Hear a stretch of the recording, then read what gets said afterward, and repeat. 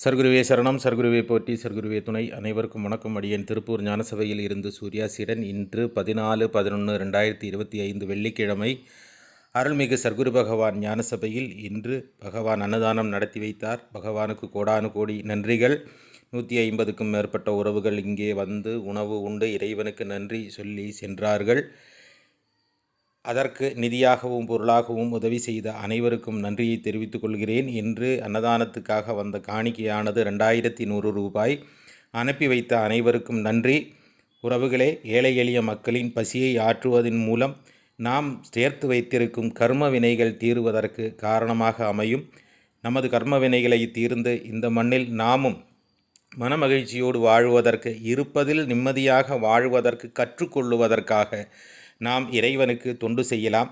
இறை சந்நிதியில் நாம் செய்யும் அன்னதானத்துக்கு போன்ற புண்ணிய காரியங்களுக்கு செய்யும் நிதி உதவிகள், பொருளுதவிகள் நம் வாழ்க்கையில் கர்ம வினைகளை தீர்க்கும். திரையில் தெரியும் எண்ணுக்கு உங்களால் முடிந்த நன்கொடைகளை செய்யுங்கள். நன்றி. நற்பவி.